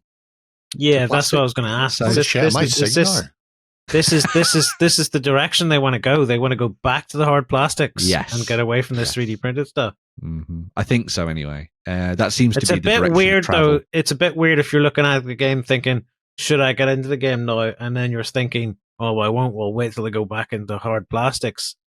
That's gonna be a tricky thing to manage. Well, they've never done hard plastics though. Yeah, it's always been kind of like that. Oh resin. yeah, I suppose you're true. Yeah, metal or resin. Restic stuff. Yeah, or Restic. They never did it. Yeah. So it'll be very interesting to see what they do with it. So I have a feeling that they might use a lot of the lessons they've learned from Epic Encounters. Yeah. And we might see a lot of mostly pre-built stuff that then has optional arm things that you can plug in potentially using the magnetization options. I guess we'll have to wait and see. I think one of the most important things to bear in mind with the way that things are sitting in the moment is that transition to hard plastic is still quite a way. I mean, that starter set is going to be the first one of these, but that's going to be a little while off anyway this year. If you're somebody who really likes Warmachine and you want to dive in and start playing, all that stuff is hopefully going to get out to you fairly soon. So, and the actual quality of the stuff is really nice. The 3D printed resin things that we've seen is really good. The starter set's going to have both these factions in it. Yeah, so the 2-player starter set will be Warjack and Warcaster for Sigmar and Khador. So there might be some other bits in there, but that's what they've shown us so far. I imagine that might just be it, to be honest, just to get you started. But give you an idea of the rules and away you go. Yeah. Also a reminder for anyone who doesn't know, because maybe you've come back to Warmachine after a very long time, Hordes still exists, as we saw the Trollbloods, but everything's now under the Warmachine banner. So it's all just one set of rules. So you still have Warlocks, and you still have Warcasters. Does Hordes exist as a brand anymore, or is it just going to be faded? The Hordes badge and brand exists, but everything is under Warmachine when it comes to the actual war game itself. Yeah. So, just to remove another barrier to entry, because I know makes sense. For years I looked at it and went, I wonder if anybody plays the fantasy game Hordes. Going, it's not a fantasy game. It's the same game. It's all the same universe. Yeah, it's all the same game, but we've branded half of the range differently to confuse you and make sure you never buy anything. I went, congratulations. I won't then. Thanks. Yeah, it's a good point that getting rid of that, because it was confusing, because you were expecting this to be fantasy, and then you look at it and go, it doesn't look very fantasy, and people are like, yeah, no, because it's Warmachine. What? Why is that werewolf have a gun? It was very confusing. So I got round it by not. Yeah. Right. Speaking of fantasy, though, some news from GW regarding the Age of Sigmar. Yeah, so just a little bit of quick news on the Mortal Realms front. Pre-order date has now been announced for Warhammer Age of Sigmar. It is going to be the 29th of June. That will be the date that you can dive in and pre-order the new launch box called Skaven Tide, which comes with your 2 armies for the Stormcast Eternals and the Skaven. We have seen all of the contents of these before, so we won't dwell on it too much, but you get effectively 2 big armies alongside all of the rules and stuff that you need to play Spearhead, and also just general Age of Sigmar with the General's Handbook and your points-based games as well. So there's your sort of entry point level skirmishes in there, as well as your bigger games, alongside the big core rulebook, some terrain, and all sorts of other bits and pieces. This will coincide with a campaign that will probably have no bearing on the narrative, but there we go. This is called the Slaughter of Hellcrown. The realm of the Skaven has burst into the realm of Akshi, as you can see on the campaign map there, and the fight is now hotly contesting Hell Crown, which is sat right in the middle. And it'll be the bulwark upon which the Skaven tides will break, because, of course, the forces of order will win. This is the way. Spoilers. Hopefully, it's a little bit more engaging than the Battle of Ogram that they did for the launch of Warhammer 40k 10th, which had little to no bearing on anything that happened. I didn't even realise they'd done one. Do the goodies have to win? Well, they don't have to win, but if they did win, if the goodies didn't win, then all of the realm of Akshi would be enslaved by Skaven. I think it'd be cool if we were beaten by a baddie. I think it would be cool as well, and I hope that it actually happens. But you never know. Games Workshop is very It did weird. happen once. Baddie. It did happen once, yes. When then they they- blew up the old world. Yes. Yeah. Well, maybe And now without they'll never actually let that blowing the happen whole again. world up. Maybe get No, beaten. there's beaten only hard, one way but the not that baddies hard. win.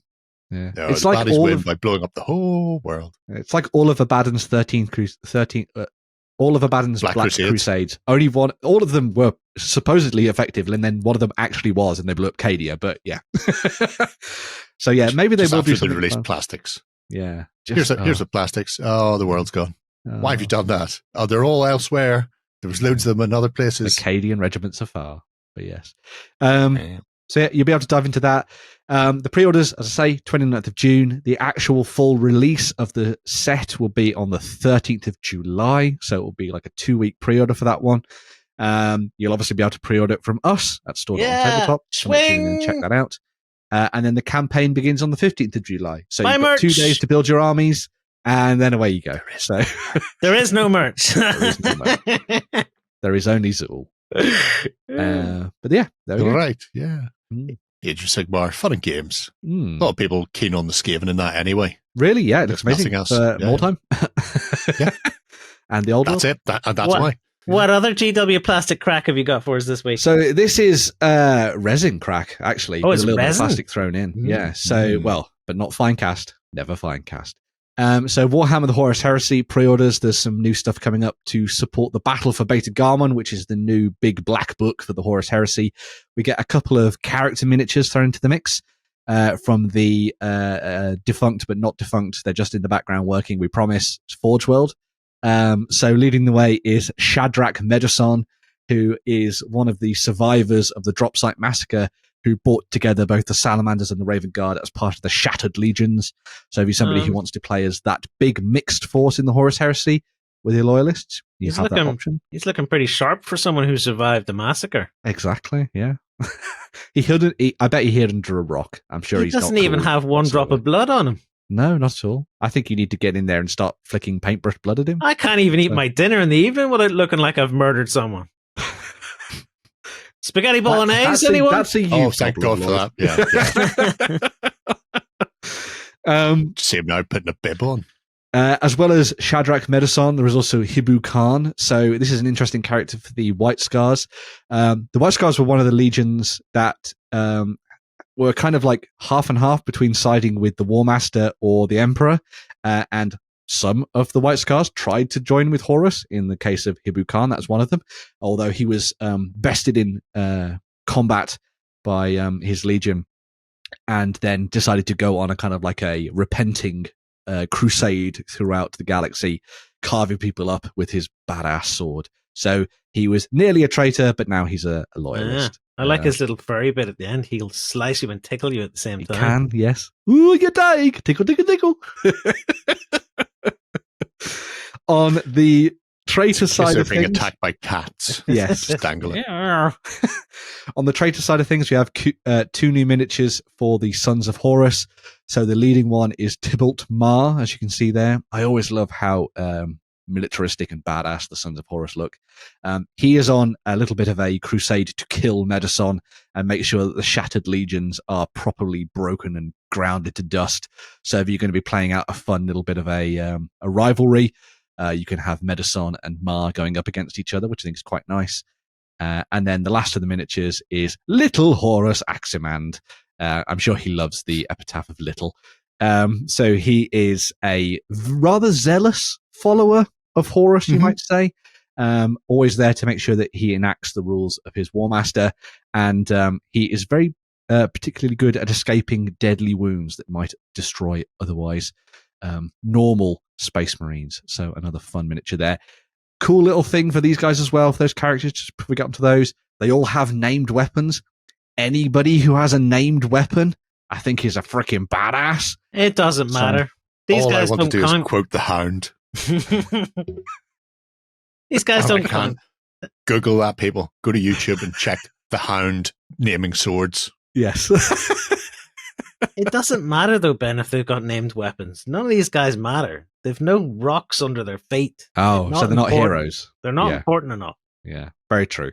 Very true. Sorry, guys. You can all go back in the box. He was close. Look! He almost stood on a rock. He was so close to being epic. As well as that, there's a couple of new command squads for you to pick up. So these are your Legions Astartes command squads. They come with these plastic. Yeah, these are plastic ones now. So they come with Mark 6 or 3 power armor, depending on which way you want to go. And they come with iconography, allowing you to make them as loyalist or traitors. You don't have to do them up as Imperial Guard and Sons of Horus. You can do whatever you like. It just depends on what you put on the top of the. Do you mean Imperial Fists? Swa?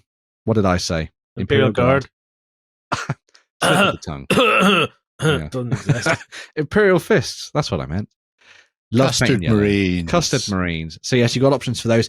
In addition to that, if you don't want to get the actual sets that come with the bodies, they are going to do a separate upgrade sprue. So if you already have loads of miniatures sitting around, you can just buy that and away you go. But yes, some nice characterful stuff.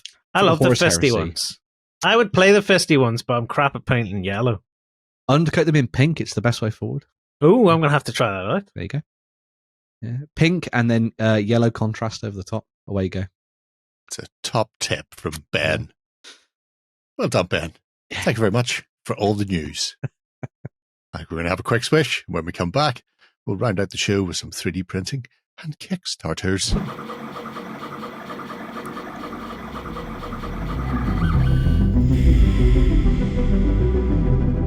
Okay, so this week's 3D printing is from Josh Qualtieri, also known as Zombie Smith. Yeah. So myself and Benjamino played a delightful game of Quar's War, the Rifler's Handbook Edition. Yes. Where do not try to heal your Quar. That is not what you were doing, to be brutally honest. It was messy and horrible, and you're a bad man. Interesting thing about the way the Quar's War set up is they've got the hard multi-part plastics from Wargames Atlantic that you get in the 2-player starter, but you can also get them individually. And Josh has been doing some thermoplastics, so Seocast. So he has those individual parts available via himself, and people who do Wargames Atlantic also have the possibility to stock some of these Seocasty bits, but he also does 3D printing. So I thought it'd be good to see what's in the 3D print neck of the woods, because there are some specific unit types that are available and also options, and the options work for both the Seocast stuff, but also the hard plastics that Wargames Atlantic have produced. So if you want to upgrade some of the additional little anteater fellows from the Wonderful World of Quar, then you can do so with these accessories. What we're going to look at here don't exist in Wargames Atlantic Digital Collection then? No, these are solely coming from Zombie Smith and from Josh. Yes. So if you start the money running with the accessories of the Crusaders and Crofterians, excellent. There we go. And then start with the accessories. Yes. I was looking for a menu. Okay, here we go. No, there's no menus in my mini factory. It's a bizarre world. But as you can see, there are a host of weaponry in there, including some anti-tank pieces, which would be handy because there are possibly going to be coming tanks in the not too distant future, or if not tanks, then some form of armored fighting vehicle. And also piney apples for people who want to do trench raiders absolutely festooned with as many piney apples on sticks as they can. Little bonus heads as well. This little. I mean, if you're going to print one thing, / if you're going to grab one set of files to go alongside the hard plastic Crusaders and Crofterians, then this is the one to go for. Things like that, the little Crusader helms with their chin straps for decorating bases or for hanging on the ends of sticks at the top of their grave after you've attempted to heal them. Yes. And then put the little helmet on there. I go, I tried to heal this man and he wouldn't be healed. Both pointing fingers for officers with their Bogdan, I think, rifles, and also a couple of sets of the old horns for fans of Dio everywhere. Because Dio, he's a legend. So this set obviously contains a whole rake of files that allows you to do a bit more decoration and personalization of your force, as well as changing up how some of them can work on the tabletop. A lot of those weaponries are already available, but the shotgun is a very good one for your NCOs, because a lot of them have shotguns available as equipment options. The only thing you're really missing in there is the massively long rifle for the squirrel hunters. But once again, if I catch people shooting at squirrels in this game, I will have them beaten. Just saying. The squirrels are messengers, by the way. If they use trained racing squirrels Amazing. to carry messages back and forward for things like shell that people into oblivion. Therefore, there are sharpshooters who deal with squirrel messengers by shooting them. Apart from the accessories, there's also some officers and additionals. So you can see there an ammo carrier. Is that the safest way to carry that? Probably not. Will he make it without falling over or dropping one of those and exploding the whole trench? 50-50. But then everything's 50-50. It either happens or it doesn't. That's how statistics work. I've seen a dude with an RPG on YouTube smacking the RPG on the ground because it's got a safety cap on it so it doesn't go off. I can't imagine Crusaders bother with safety caps. I'm fairly certain the Crusaders are more than happy with the reduction in safety cappage for the production of more shells. The Escarin, the officer type, is really nice because he's got the little Crofterian symbol on both helm and on his gorget, the little sort of chest piece. He's also got beautiful plumage. That's how you know he's an officer, standing at the back in his immaculate armor with his beautiful plumage, telling people to walk forward slowly into the rifle fire. Exactly. Yes. That's how this will go. And the Crusaders one, you can see rocking his shotgun. So, I mean, we had a lot of fun with the game, which is the small-scale skirmish one. I really enjoy the... Very narrative. Do I try and do things, or do I just take the safe and easy option, and maybe I've lost a couple of activations, but I'm not going to leave myself high and dry? Will I lob grenades over houses? Yes, I will. Yes, I will. Always, yes. There's a trench raider. Imagine a rig of them diving into a trench and coming for you. That's so cool. It will get you out of the trench in double quick fashion. I imagine all those helmets are painted like some sort of skull / Jason Voorhees, just to put the fear of God into the enemy. You'd never drop any rubbish on Wimbledon Common. No, you would not. So, no. They are the most aggressive wombles. You can see the little running body. That's another neat little thing. So obviously you're going to have additional arms on the plastic sprues and additional heads. Ergo, you might just want a completely nude body. It works with the accessory arms and heads that you've already seen. But then if you've got the plastics, you can go back and forth. And this is something that's going to be coming out soon because there are other factions within the war. So there's the Gwent, who wear the Napoleonic style hat, the bicorn that goes side to side, the Kingdom of Gwent. So heads and stuff are going to be coming for those that you can use to upgrade the plastic box set. That's cool. You'll see them in the not too distant future popping up. I imagine here first. I do think they may also get a physical production run down the line. So time will tell on that one. But if you're interested in the Quar stuff, then it's definitely one to take a look at. Not the only thing on this site, obviously. apart from this Quar's War, there's also a fantasy-style game called Shield Bash and Shield Wall. One is skirmish, Shield Bash. One is not quite mass battle, but it's rank and file, which is Shield Wall. And this uses these. Yeah. So you've got a couple of different factions within there. You've got the Jarls. It's like Stick of the Dump was going to come and get me. They're an unusual people. Let's put it like that. The Jarls, they had an interesting life, shall we say. They spent a lot of time appealing to their god not to come back. You know how you often get religions that spring up where they're constantly going, someday he will come back to help us all. There's both the rule books for these are free on the Zombie Smith website, by the way. So you can go and download them. But essentially what happened was they were a delightful berry eating race. Then there was a really bad drought and famine. And the last sort of 16 survivors were gathered by a bit of cave moss. Thought, we're on our way out. Nothing's going to help us here. This will be the end of us all. And then their god decided to take pity on them and came down from heaven in a blinding radiant light for the first time, freaked half of them out. They ran screaming off a cliff like lemons. So the few survivors, the ones who were either too crippled to run or one old guy who was asleep, woke up. The god tried to tell them what was happening. He almost got burnt to death by the divine radiance. But the god handed over a sword. Well, there you go. You can have that. It's like, please, the smell of my own burning hair is making me gag. I'm nauseous. Please go away. From that point on, they've rebuilt their civilization. But at the same time, they also really hope that God doesn't come back. Please don't come back, God. We'll keep sacrificing something every year to you if you leave us alone, which is just delightful.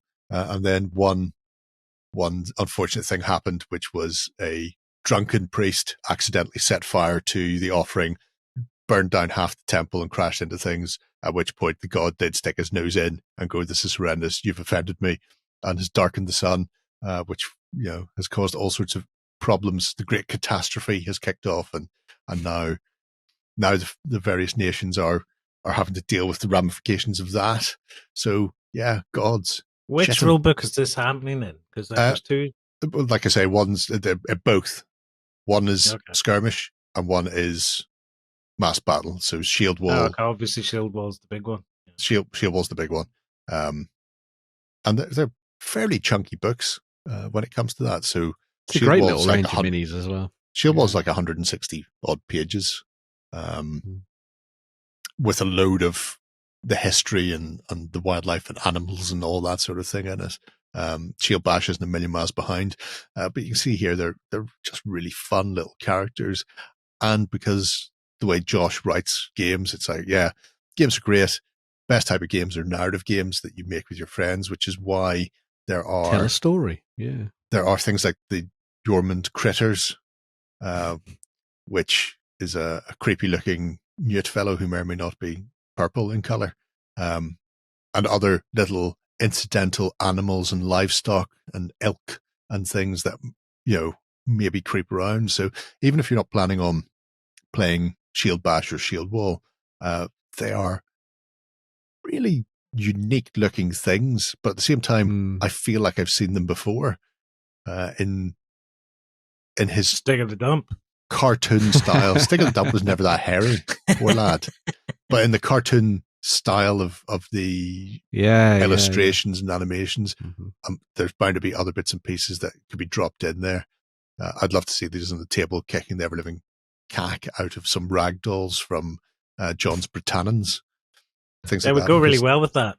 Yeah, because they have just such a I was going to say farcical, but that's not the right word. But you know what I mean. They have a very caricaturized feel and look to them. Look at that. Don't ask that priest to do anything. It'll all go wrong. Worship my mighty spore. Yeah, pretty much. It's kind of how it goes. They went from berry eating into being omnivores simply because God came down and almost killed the race off. Please don't. I feel like this could be another range that Wargames Atlantic could do in plastic, and people would absolutely love. I think. Yeah, because it's relatively niche. There's a full warband. But at the same that's nice. time, I mean, look at it. Look at it. Yeah. So chucking that down on a table for something like a Frostgrave warband, just to be completely different. You know, there's no reason why, like I say, all games are figure agnostic. So find a rule set you fancy playing with. Imagine painting these up for 7TV as if this is some sort of kids style thing, like from Wordy the Word Watcher. So those aren't just big-headed people; they're big heads because there's a human inside, and that's just a big suit that they're having to put on while they wander around bopping people. And Doctor Who tries to get them to stop or whatever. The person who gets initiative is the person who can play the best tune on a Swanee whistle, and away you go. So. What about these other things like robots and stuff? No games associated with those, but just a nice range of sci-fi figures that he has done.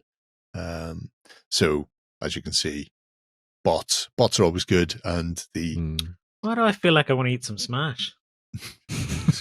You're mashed. I don't know. But again, great for things like Stargrave or Xenos Rampant, things like that, where you might want to have a few bits and pieces kicking around that are a bit different to use as civilians or use as there was Sky Raiders in Stargrave in one of the scenarios where they would come in every so often and just attack you on bikes. Yeah. Now they're meant to be hovery jetbike type things, but I mean, having these guys world past and annoy you. These remind me of little thin, small versions of the guys from Fifth Element. Fifth Element, yes, with their little ears, the ones that Zorg sells the Zorg 9000 to, or whatever. It doesn't really work. Yeah. But you know, there are so many possibilities to use these in something. What's this one doing? He's getting down to take a look at the use your imagination. The undercarriage of your ship. He needs to see where the oil leak is coming from, where they can fix the oil leak. That's why you've got your Jell-Off crew. They are just so adorably quirky. Yeah. Josh is a fantastic sculptor. Yeah. He's a bit talented, that fella. When he's not animating for Pixar or writing computer games or whatever it is he happens to be doing for any given day. Is his job a digital content creator for like animation and stuff, is he? These days, I'm not sure what he gets up to, but he did start there. So he had worked on cartoon animations and stuff, and then got up to there. There's a whole interview with me talking to him, where some of that may have been on camera or some of that might have been beforehand. I can't remember. It's been a long time. Go and find that. You can find out for yourself. Look, it's not a wiki in Josh's Weird World. Look at these dudes. I think we may have found another reason for Josh. I was mixing together Josh, Lloyd, and John in my mind. I think we might have found another reason for Lloyd to get John to fire up the 3D printer. I think. Oh yes, I can see where you're going now. There, these are sweet. Yeah, they're lovely. Again, Stargrave or what have you. Yeah, Rogue Stars. That's everything. Perfect for Rogue Stars. This one page, that's everything, is it? Yeah, that's all he does currently.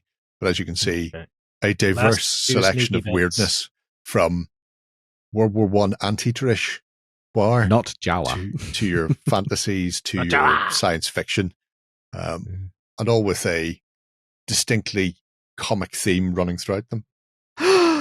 Just thought Saturday morning cartoon core space. Perfect. So, yeah. They look, what was that? Bertini. No, because it's not Jawa based. There was little tiny monk robe wearing things that looked after some sort of massive evil boss who were a bit terrible. Oh. But it'll come back to me at some point. People in the comments. Someone will tell us in the comments, no doubt. Yeah. So, yeah. Tell me what I'm thinking of. There might be a prize in it if you can. A cookie. Yeah, that's all you're getting off me is a cookie. Right. So, if you're after some 3D printed things, go check out Josh Qualtieri. Yep. From Bubba especially if you fancy expanding on the Quar for this Quar's War. Now, Kickstarters, Ben. Yes. We have a couple to dive into. Yeah. The first one of these is from the world of 3D printing as well. This one comes from the folks at DakkaDakka.Store once again. I'm just going to call them DakkaDakka from now on. And this is the Millennium Wars Volume 1 collection, the Noctis Horrors versus the Black Lions. And this is them coming back to their Space Knights collection once again. In this Kickstarter, though, they have tried to kind of revisit the options that they're offering for people who want to build up their Space Knights for grimdark Wargames or something else in between. And so now they've designed these so that they are much more easy to build and much more modular as well. So you get, as you can see there, the legs, the bodies, the arms, the heads, the weapons, everything separate so you can build them in a multitude of different ways. The other thing they've done with this campaign is they've focused it around 2 particular factions, and they're going to continue to do that as they build up new Kickstarter campaigns. So obviously by the name of the Kickstarter, this one's Volume 1. This one puts a lot of focus on both the Noctis Horrors and the Black Lions. So if you want to build armies themed around either of them, that's where you're going to get the bits and pieces to do these for. So if you want to try and build your sort of Night Lords or your Dark Angels, you'll have some options here for you to build up your armies for use in the Horus Heresy or even in Warhammer 40,000 or something else like one-page rules, or maybe whatever other sci-fi game you have lying around. There's plenty of sci-fi games out there that call for powered armored troops. Yeah. As I say, very highly modular, as always. All of this is 3D printable stuff, so you get the STL files very, very quickly. The turnaround on these is insanely quick. They've done pretty much all the work, and this is just making sure that they can get it out to everybody effectively, and they can keep making more stuff. They have got a sort of a base set option for you to dive into, which comes with everything you need to start playing.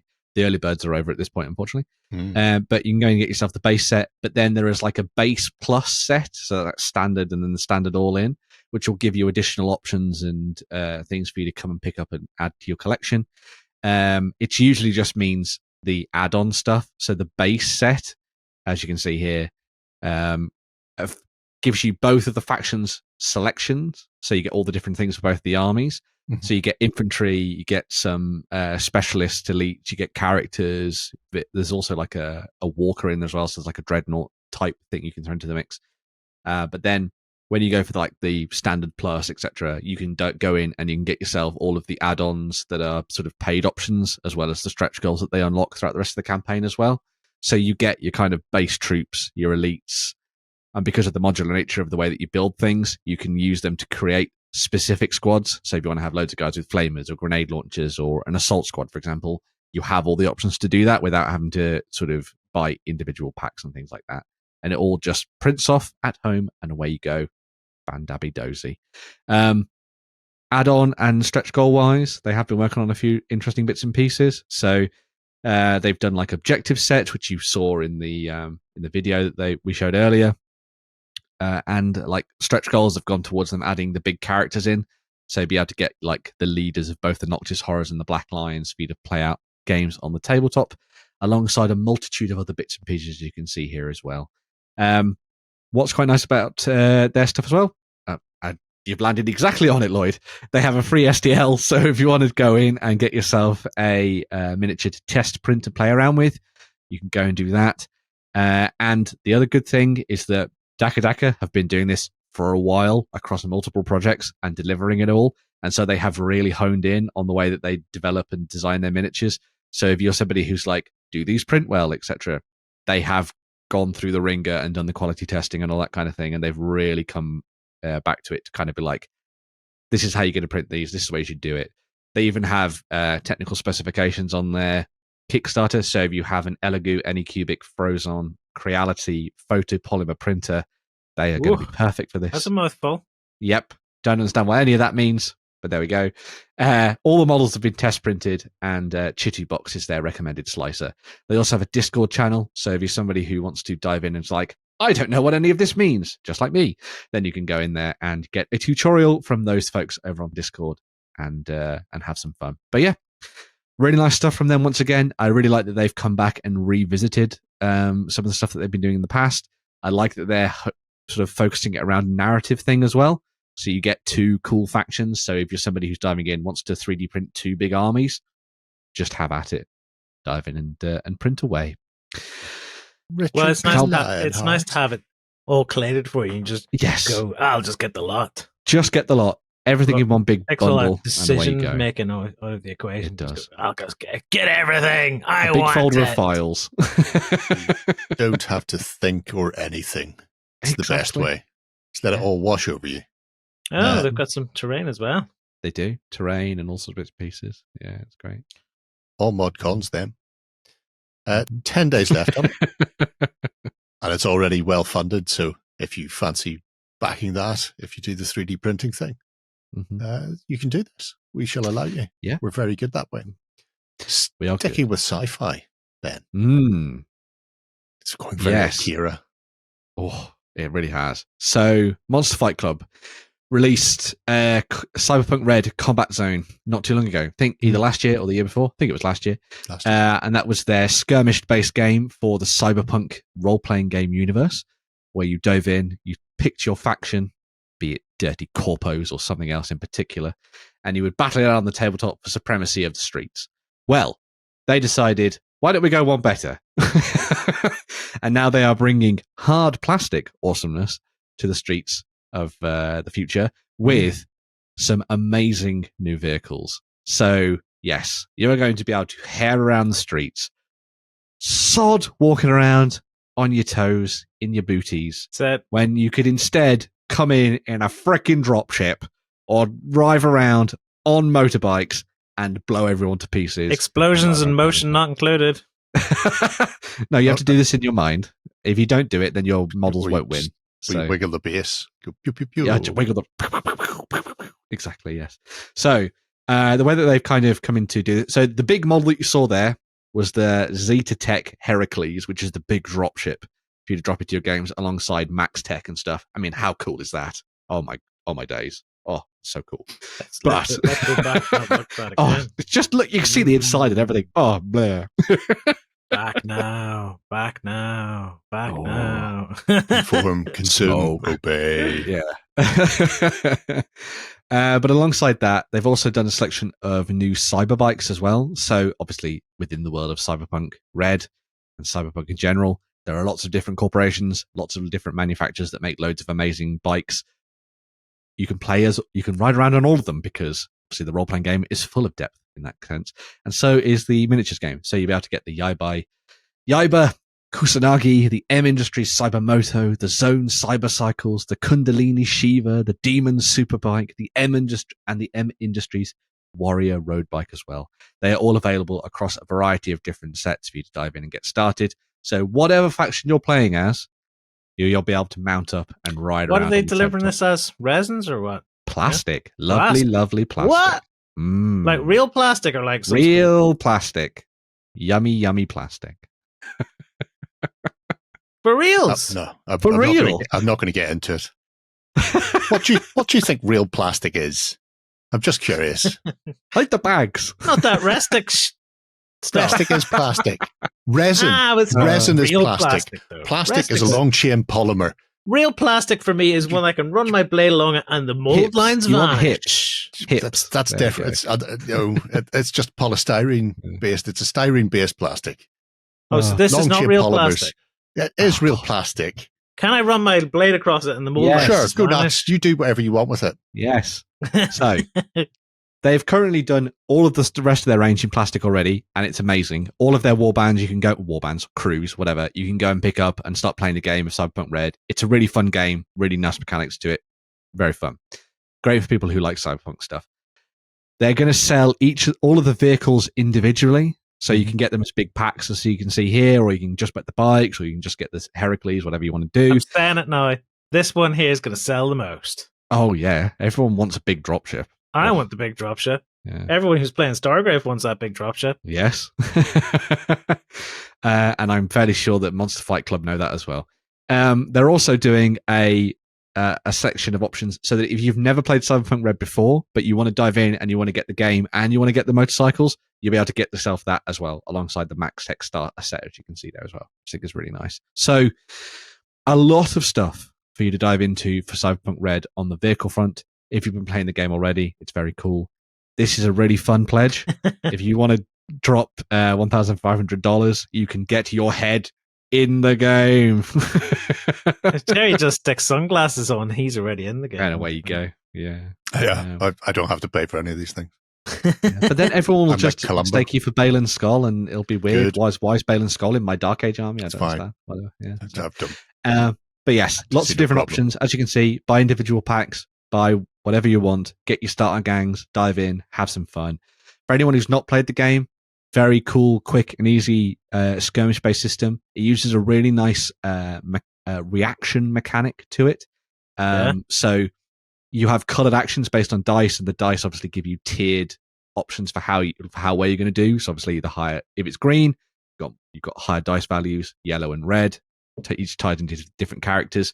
If you get shot, immediately your actions go down a level. So it's all about reaction fire and working against each other and working out who's going to go first and who's going to go second and that kind of stuff as well. So they've done a really good job of making it a nice, unique system rather than it feeling like it's an evolution of something that already exists out there, which I think is a nice way for them to go. But yes, if you are interested in Cyberpunk Red, make sure to check this out. If you just want cool cyberpunky sci-fi vehicles, come and pick them up from here as well. And Where can you buy Cyberpunk Red, the stuff that's already from out? the Monster Fight Club website. So They did have a UK stockist. I They want to did. say, I can't remember who it was. I can't remember. remember. I remember I know something that- being tied to it, and it was a company. Yeah. It may have been Warlord Games, were the Monster Fight Club. They sold Distributors. the monster scenery at one point. Yes. Shiny Games have some. Magic Well, Madhouse have some. All right. Yeah. So just So, independents, yes. but Yeah. not- So if you are not looking tied for it to in the a UK, specific you stockist. can get your hands on it. They also do really nice Witcher miniatures in plastic as well. But anyway, that's beside the point. Although the two Yes. worlds, maybe combined, who knows? Ooh. Pick them up now Wedded. for Codeblade. Exactly. Yes. Play a different game. Yeah, why not? That's the way I do it. But yeah, Right. awesome stuff there. Cracking. Also massively well funded as well. Here's a Yes. shock. I know you're all shocked. We are too.